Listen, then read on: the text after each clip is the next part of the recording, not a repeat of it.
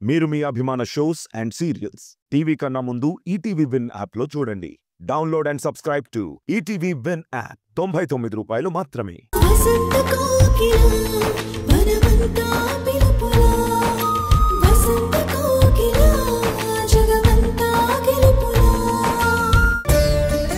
ఏంటి సంధ్య, కావేరి ఎందుకంత కోపంగా మాట్లాడుతోంది? తల్లిలా చూసుకునే నువ్వు చెయ్యేందుకెత్తావు? అసలేం జరిగింది? మాట్లాడు సంధ్య. ఏం లేదండి, ఏదో విషయం మీద ఇద్దరి మధ్య మాట పెరిగింది. తనేదో చెబితే నేనే తప్పుగా అర్థం చేసుకుని కోపం కంట్రోల్ తప్పి చేయెత్తాను. తప్పు నాదే. నువ్వెప్పుడు తప్పు చేయు సంధ్య.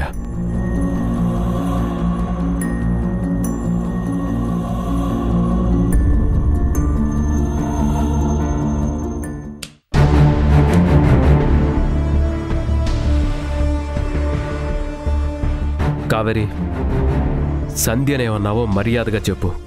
మీరేంటి అంత కోపంగా అడుగుతున్నారు? ఈ కోపం ఏదో అత్త మీద చూపించండి, నా మీద కాదు. మర్యాదగా ఏం జరిగిందో చెప్తావా చెప్పవా? చెప్పమంటున్నాను కదా. ఈ కాలంలో పెళ్ళైన ఆడవాళ్ళు ఎలా ఉంటున్నారో మాట్లాడుతూ మొగుడికేమైనా అయితే వెంటనే మొగుడిని మార్చేస్తున్నారు, మెడలో తాళికి విలువ ఇవ్వడం లేదు అన్నాను. అలాంటి బజారు మనుషులు బ్రతకడం కన్నా చావడం బెటర్ అని చెప్పాను.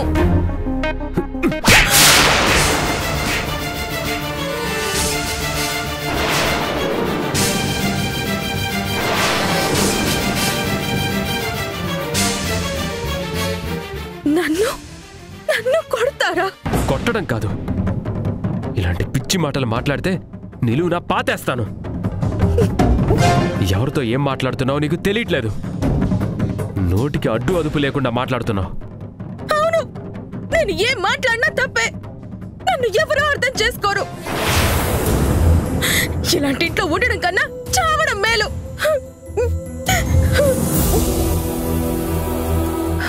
మామయ్య, నేను ఏ తప్పు చేయకుండా ఆయన నా చెంప మీద కొట్టారు. సూర్య, కావేరిని ఎందుకు కొట్టావు? ఆడదాని మీద చేయి చేసుకోవడానికి నీకు సెన్స్ లేదా? ఆకాష్, తను చేసిన పనికి కొట్టడం అన్నది చాలా చిన్న శిక్ష. Stop it. చేసిన పనిని సమర్థించుకుంటున్నావా? కావేరి ఏం చేసినా ఏం మాట్లాడినా అర్థం చేసుకోమని మేమంతా చెప్పిన మాటలు మర్చిపోయావా? అర్థం చేసుకున్నాను కాబట్టే చంప మీద ఒక్కటిచ్చాను. ఈ మాత్రం ట్రీట్మెంట్ ఇవ్వకపోతే ముందు ఇంకా పెద్ద సమస్యగా తయారవుతుంది. చాలా ఆపు.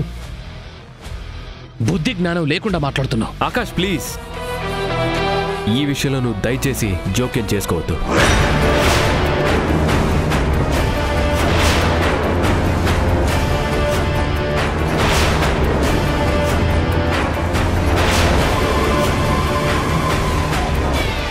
ఏంటి?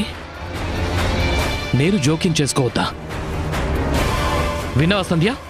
నా బెస్ట్ ఫ్రెండ్ ఏమన్నాడో విన్నావా? థ్యాంక్స్ సూర్య, చాలా మంచి మాట అన్నావు.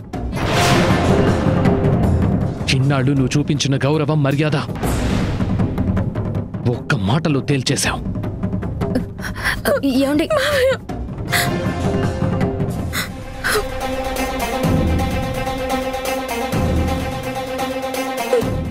అంతా నీ వల్లే.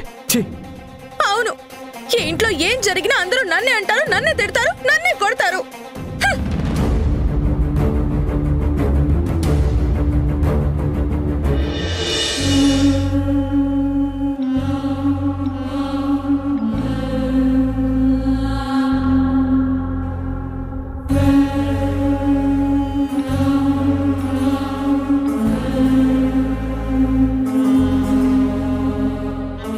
కనిపించిన ప్రతి ఒక్కరికి చెప్తాను. ఏం చేస్తావు?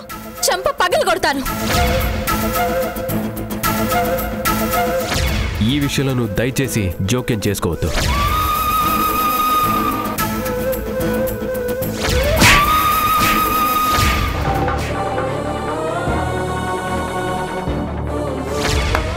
సూర్య, చాలా మంచి మాట అన్నావు. ఎన్నాళ్ళు నువ్వు చూపించిన గౌరవం, మర్యాద ఒక్క మాటతో తీసేశావు.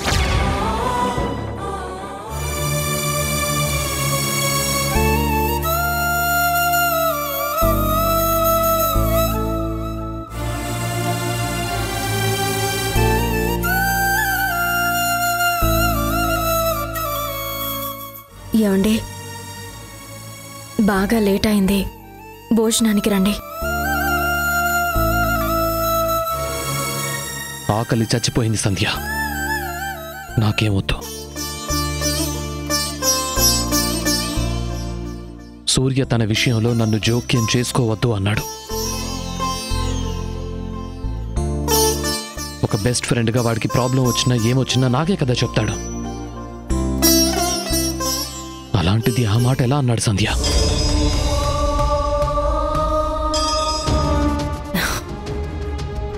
ఏదో కోపంలో అన్నారులేండి. మీ మీద ఆయనకి మాత్రం గౌరవం ఉండదా చెప్పండి? ఎంత కోపం వస్తే మాత్రం అలా అంటాడా? దగ్గరుండి పెళ్లి చేసింది, ఏ ప్రాబ్లం ఉండకూడదని ఈ ఇంట్లో ఉండమని చెప్పింది మనమే కదా. మనం ఎన్ని చెప్పినా భార్యాభర్తల విషయంలో మూడో వ్యక్తులమే కదండి. మన పెళ్ళైన కొత్తలో మీకెంత కోపం వచ్చేదో, ఎన్నెన్ని మాటలు అనేవారో మీరు మర్చిపోయారా? అప్పుడంటే నేను సరిగా అర్థం చేసుకోలేక. సూర్య, కావేరీలు కూడా అదే స్టేజ్లో ఉన్నారు. ఒకరినొకరు అర్థం చేసుకోవడానికి కాస్త టైం పడుతుందండి. గదిలో ఏదో మాట పెరిగిపోయి తను చేయి చేసుకున్నాడు. భార్య మీద చెయ్యెత్తడం తప్పే, కానీ మీరు విషయం తెలుసుకోకుండా కావేరీకి సపోర్ట్ చేయడం ఆయనకి నచ్చలేదేమో, అందుకే అలా అనుంటారు. కారణం ఏదైనా అవని, వాడికి ఎంత కోపమైనా రాని, కానీ నా దగ్గర నోరు జారడం అది నా తప్పే ఆకాష్.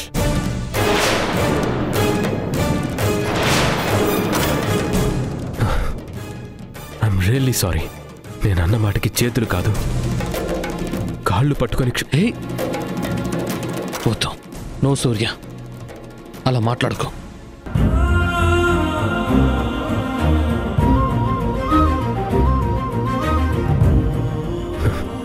కోపంలో ఏం మాట్లాడుతున్నానో, ఏం చేస్తున్నానో కూడా తెలియలేదు. అంతా నా వల్లే వచ్చింది. నేను కావేరీ మీద కోపడకుండా ఉండుంటే ఇంత గొడవ అయ్యేదే కాదు. అది కూడా కోపంలో జరిగే ఉంటుంది కదా సంధ్య. నిన్ను అర్థం చేసుకోవడం రాని వాళ్ళు తప్పు పడతారు తప్ప, మాకెప్పుడు నువ్వు గొప్పే. ఏమంటావు ఆకాష్? నా భార్య గొప్పలు సరే కానీ వెళ్ళి నీ భార్యని కూల్చేయి. అసలే తనకి ఈగో ఎక్కువ. ఈగో ఒక్కటే కాదు, పొగరు కూడా ఎక్కువే. నా మేనకోడల గురించి అలా మాట్లాడితే ఊరుకోను. Sorry sir. మీ మంచి మేనకోడలు గారు ఇప్పుడు మంచి కోపంలో ఉంటారు. నేను వెళ్తే మళ్ళీ ఏదో గొడవ స్టార్ట్ చేస్తుంది. అవునండి, సూర్య చెప్పేది కూడా నిజమే.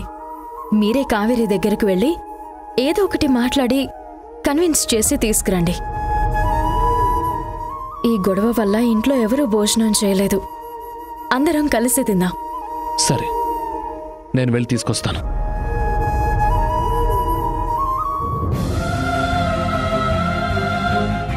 సంధ్య, కావేరి అన్న మాటలు నువ్వు ఆకాష్కి చెప్పావా?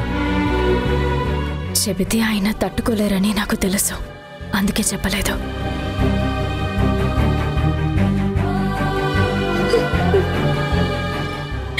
కావేరి,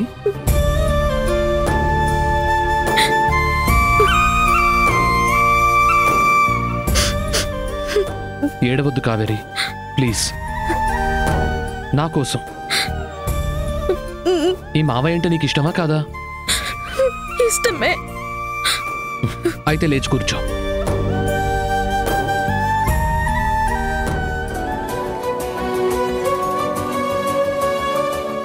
ఏడవకు. నిన్నెంతగా ఏడిపించినందుకు సూర్యకి లెఫ్ట్ అండ్ రైట్ ఇచ్చాను. నిజంగానా?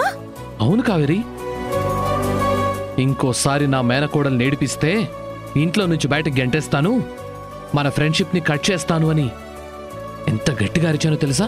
ఏంటి అరిచారా? నాకేం వినిపించలేదే. అంటే ఇక్కడ కాదు, బయట లాన్లోకి తీసుకెళ్లి కోటింగ్ ఇచ్చాను. పాపం మా ఫ్రెండ్షిప్ స్టార్ట్ అయినప్పటి నుంచి ఎప్పుడూ అంత కోపంగా మాట్లాడిందే లేదు. పాపం నా మాటలకు మొహం చిన్న చేసుకుని సారీ కూడా చెప్పాడు తెలుసా? ఎందుకు మామయ్య ఆయన్ని బాధపడ్డావు? నా మొగుడు నా మీద ప్రేమతో కొట్టాడనుకో, దానికి ఎలా తిట్టేస్తావా? ఆయనకి నువ్వంటే ఎంత గౌరవమో తెలుసా? అది కూడా మర్చిపోయి అలా బాధపడతావా? నువ్వు చేసింది కరెక్ట్ కాదు మామయ్య. ఓహో, మీ ఆయన్ని తిట్టేసరికి నువ్వు రివర్స్ గేరేసావా? అవును మరి. ఆయన ఎవరైనా ఏమైనా అంటే నేను ఊరుకొని చెప్తున్నాను. ఇంత ప్రేమను అర్థం చేసుకోవటం తెలియట్లేదా ఇడియట్కి? సారీ సూర్యతో నేను మాట్లాడతాను. ఇంకెప్పుడు నీ మీద చేయి చేసుకోకుండా ప్రామిస్ కూడా చేయించుకుంటాను. మీ అమ్మిక నుంచి వెళుతున్నప్పుడు నీకే ప్రాబ్లం లేకుండా చూసుకుంటానని మాటిచ్చాను. నువ్వేమో ఇలా ఏడుస్తుంటే నేను మాట తప్పినట్టు అవుతుంది కదా. అది నాకు అవమానమే కదా. మరి అలా జరిగితే మామయ్య కూడా హర్ట్ అవుతాడు కదా. వద్దు మామయ్య, నువ్వు చెప్పినట్టే వింటాను. సరే, మీ ఆయన మా ఆవిడ ఇద్దరు డైనింగ్ టేబుల్ దగ్గర వెయిట్ చేస్తున్నారు. పద వెళ్ళి భోంచేద్దాం. సరే.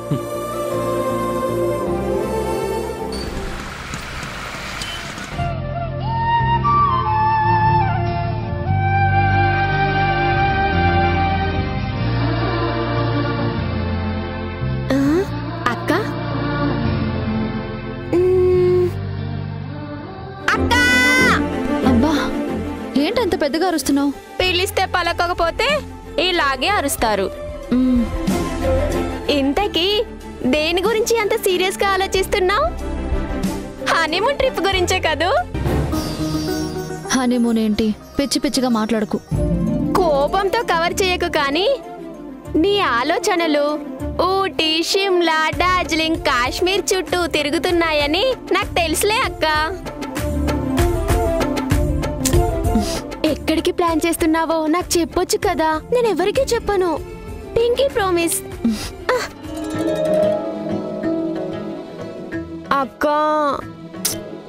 ఏంటి నీ గోలా? అసలు నేను పెళ్లి గురించి ఆలోచించట్లేదంటే హనీమూన్ అంటూ నీ టార్చర్ ఏంటి? టార్చర్ కాదు, నీ ఫ్యూచర్ ని గెస్ చేస్తున్నాను. పెళ్లి కొడుకు వెళ్తూ వెళ్తూ ప్రత్యేకించి నీకు బాయ్ చెప్పడం నేను చూసేశాను. ఆ బాయ్కి అర్థం ఏంటో కూడా నాకు తెలుసు. నెక్స్ట్ టైం వచ్చినప్పుడు నీ చేయి పట్టుకొని మా ఇంటికి తీసుకెళ్ళిపోతానని, నువ్వు సిద్ధంగా ఉండు అని అర్థం. నాకు తెలిసి ఈ పెళ్లి 100% ఓకే అవుతుంది. నువ్వేమంటావు అక్క?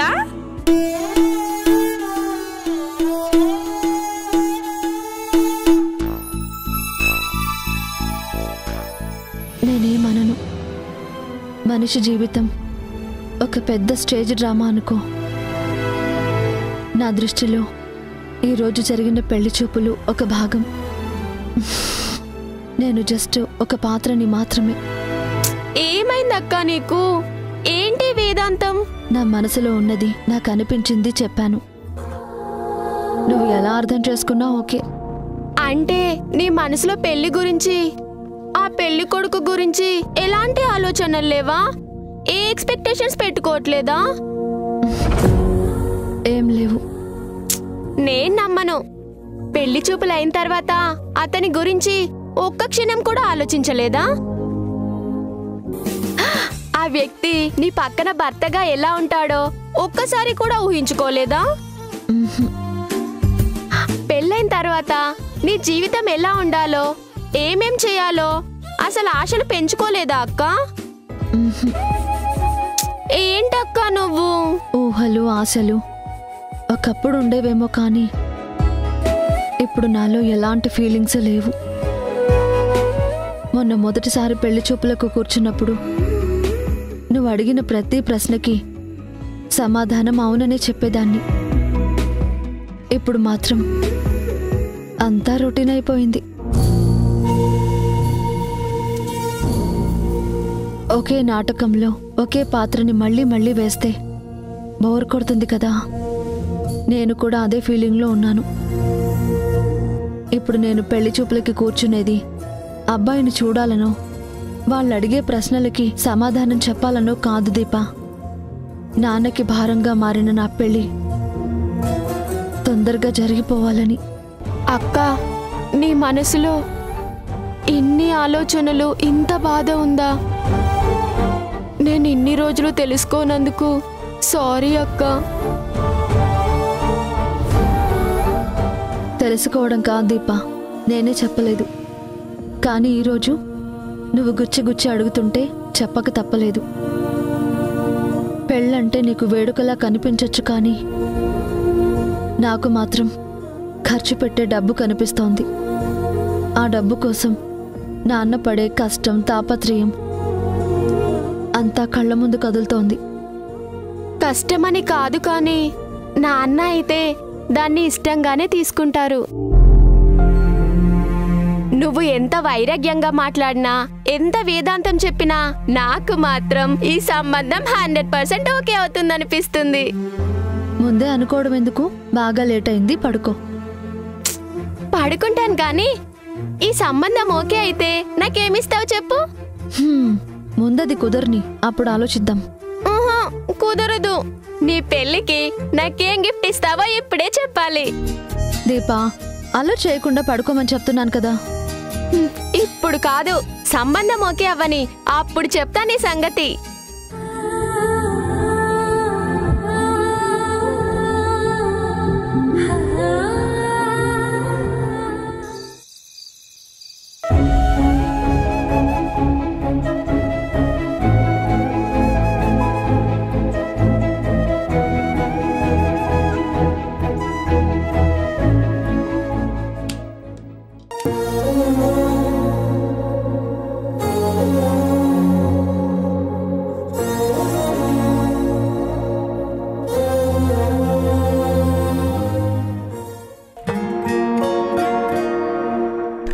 సారీ కావేరి, సారీ చెప్తున్నాను కదా, ఇంకా కోపమా? పడుకున్నావా? నా మాటలు వినిపిస్తున్నాయా? మీ సారీల వల్ల చెంప దెబ్బ నొప్పి తగ్గిపోతుందా? అయితే నొప్పి తగ్గాలంటే ఏం చేయాలో చెప్పు. ప్రేమగా కాసేపు మాట్లాడండి. మీ మాటల్లో పడి నొప్పి మర్చిపోతాను. సరే, ఏం మాట్లాడను? అది కూడా నేనే చెప్పాలా? వద్దులే, మాట్లాడతా. మనకి పెళ్ళై ఎన్నో రోజులు కాలేదు, ఇంతలోని గొడవలు, ఆర్గ్యుమెంట్స్, డిస్టర్బెన్స్. అంటే తప్పంతా నాది అంటున్నారా? నేను నీతో మాట్లాడుతున్నాను, దయచేసి నా మాటలు మాత్రమే విను, గొడవ పెట్టద్దు. తప్పు అవతల వాళ్ళదైనా మనం తగ్గటం వల్ల, కొంచెం అడ్జస్ట్ చేసుకోవడం వల్ల ఏ సమస్య ఉండదు. ప్రేమగా మాట్లాడమంటే నాకు సలహాలు ఇస్తున్నారా? ఈ మాటల కన్నా చెంప దెబ్బే సుఖంగా ఉండేది. ఇంట్లో ఇంత పెద్ద గొడవ అయింది, నాకు సపోర్టివ్ గా ఉండాల్సింది పోయి నీతులు చెప్తున్నారు. ఒక భర్తే భార్యలో తప్పులు వెతుకుతుంటే ఇక నా కష్టాలు, కన్నీళ్ల గురించి నేను ఎవరికి చెప్పుకోను? నేనేం చెప్పినా ఎందుకు నెగటివ్గా తీసుకుంటున్నావు? ఈ ఇంట్లో గొడవలు అవ్వకూడదనే కదా. అంటే ఈ ఇంట్లో కేవలం నా వల్లే గొడవలు అవుతున్నాయి, మిగిలిన వాళ్ళందరూ ప్రశాంతంగా ఉంటున్నారు.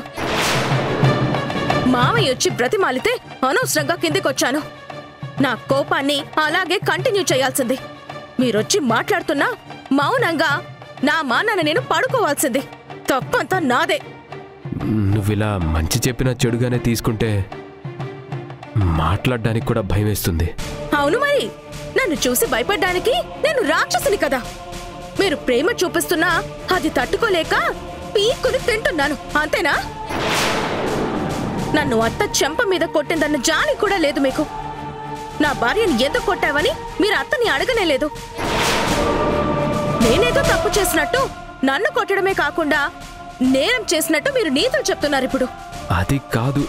చూడండి, మా మావయ్యని బెస్ట్ ఫ్రెండ్ అని ఫీల్ అయిపోవడం కాదు, ఒక భర్తగా ఎలా ఉండాలో ఆయన్ని చూసి నేర్చుకోండి. చాలింకా ఆపు. పాపం కోపంలో ఉన్నావు, కూల్ చేద్దామని ప్రయత్నించాను చూడు, అదే నా తప్పు. ఇప్పటికే చాలా బాగా మాట్లాడావు. పడుకో. పడుకోమని చెప్పానా? పడుకో.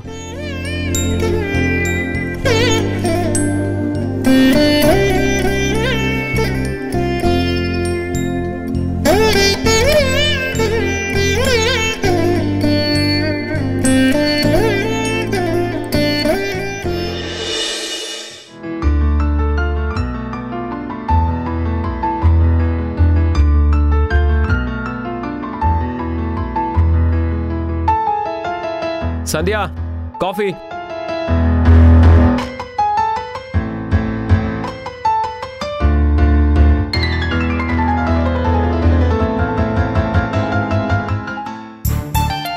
ఏమన్నారు? కాఫీ అడిగాను. ఎవరిని? ఉదయాన్నే స్టార్ట్ చేయి కావేరి. స్టార్ట్ చేసింది మీరు. మీకు ఈ ఇంట్లో ఏం కావాలన్నా నన్ను అడగమని ఎన్నిసార్లు చెప్పాలి? అయినా మీకు అర్థం కాదా? భార్యగా నాకు విలువ ఇవ్వకపోయినా పర్లేదు, కానీ కనీసం నేనున్నానని గుర్తించండి చాలు. అమ్మా కావేరి గారు, వెళ్ళి నాకు కాఫీ తీసుకొస్తారా? మరీ అంత మర్యాద అక్కర్లేదు. ఉండండి, తీసుకొస్తాను. ఈవిడ గారిని వీళ్ళ అమ్మగారు ఎలా భరించారో ఏంటో.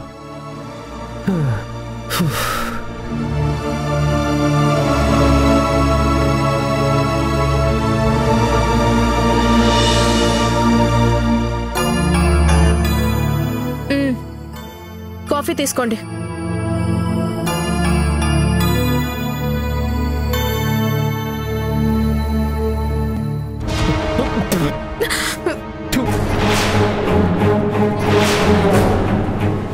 ఎవరు కలిపారు కాఫీ? నేనే. ఏమైంది? ఏమైందా? అన్ని పనులు నీకే చెప్పాలంటావు, చెప్పిన పని మాత్రం సరిగ్గా చెయ్యు. ఎవరైనా దీన్ని కాఫీ అంటారా? అలా తిట్టకపోతే ఏం తక్కువైందో చెప్పొచ్చు కదా. తక్కువ కాదు, ఎక్కువైంది. ఇది కాఫీలా కాదు, పంచదార పానకంలా ఉంది. కాస్త పంచదార ఎక్కువైందని ఎన్ని మాటలు అంటారా? అనకుండా నువ్వు చేసిన ప్రతి పనికి శభాష్ అని సన్మానం చేయమంటావా?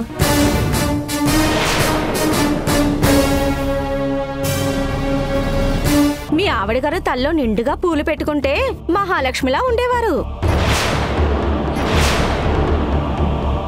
ఇంతకీ ఈ అమ్మగారెవరు బాబు? కావేరి రెండో భార్య అని చెప్తే సంధ్య గురించి డీటెయిల్స్ అన్ని చెప్పాల్సి వస్తుందేమో. చెప్పండి బాబు, ఎవరి అమ్మాయి?